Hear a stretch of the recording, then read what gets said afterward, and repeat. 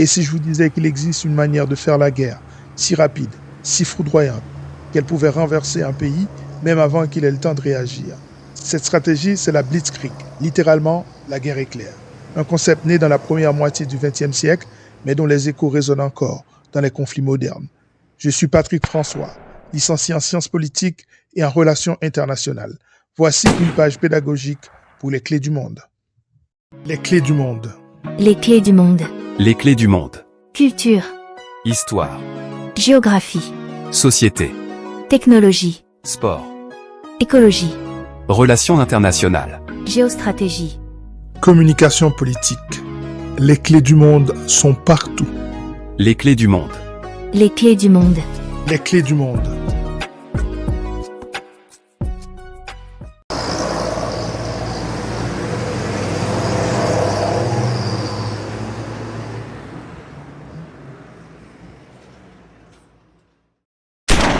Le mot Blitzkrieg vient de l'allemand Blitz, l'éclair, et Krieg, la guerre.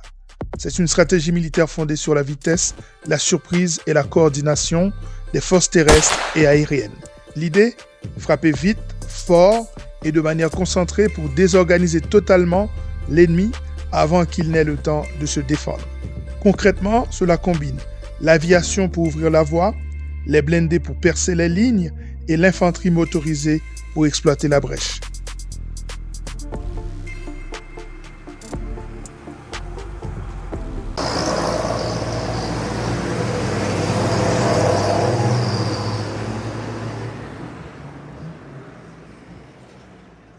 Mais la Blitzkrieg n'est pas une invention nazie. Les formes de guerre éclair ont existé bien avant. Certains historiens citent les campagnes de Napoléon Bonaparte comme un ancêtre du concept. Mouvement rapide, concentration des forces, encerclement de l'adversaire. L'empereur français appliquait déjà une logique de mobilité stratégique et de frappe décisive, sans la technologie moderne bien sûr, mais avec la même philosophie. Frapper avant que l'autre ne comprenne ce qui lui arrive.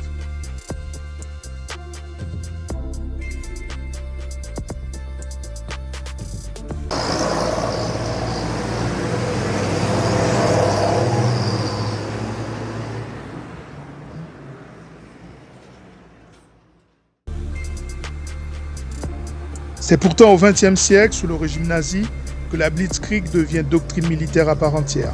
Entre 1939 et 1941, l'Allemagne nazie conquiert la Pologne, la Norvège, la France, la Belgique, les Pays-Bas et une grande partie de l'Europe, souvent en quelques semaines.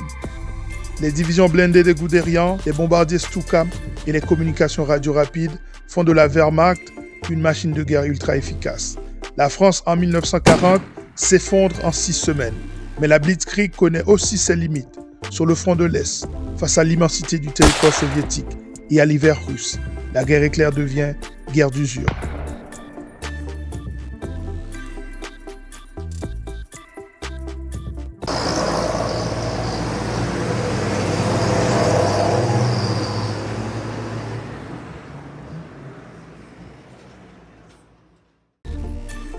Aujourd'hui, le terme Blitzkrieg ne désigne plus seulement les campagnes allemandes, mais une manière moderne de penser la guerre, rapide, technologique, décisive. Les États-Unis ont mené une forme de Blitzkrieg numérique en Irak en 2003. Frappe de précision, guerre de l'information, drones et supériorité aérienne totale. Plus récemment, certains analystes ont parlé de guerre éclair ratée pour décrire l'invasion russe en Ukraine en 2022. Moscou pensait s'emparer de Kiev en quelques jours, mais la résistance ukrainienne a brisé le mythe. Et la Russie s'enlise dans une guerre d'usure.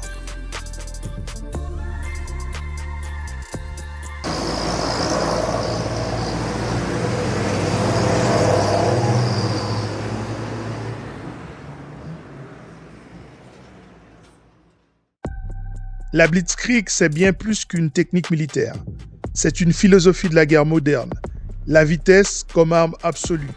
Mais dans un monde interconnecté, saturé d'informations, où chaque frappe est vue en direct, la surprise devient rare. Et la guerre éclair de plus en plus difficile. De Napoléon à Poutine, la leçon reste la même.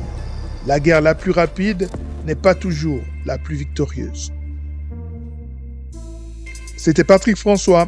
licencié en sciences politiques et en relations internationales. Si vous avez aimé ce contenu, n'hésitez pas à ajouter un petit pouce bleu pour saluer le travail qui est fait. Abonnez-vous à la chaîne et cochez la cloche de notification afin d'être mis au courant de nos prochaines productions. Et enfin, partagez cette vidéo avec vos proches. C'était un dossier pour les clés du monde. Les clés du monde. Les clés du monde.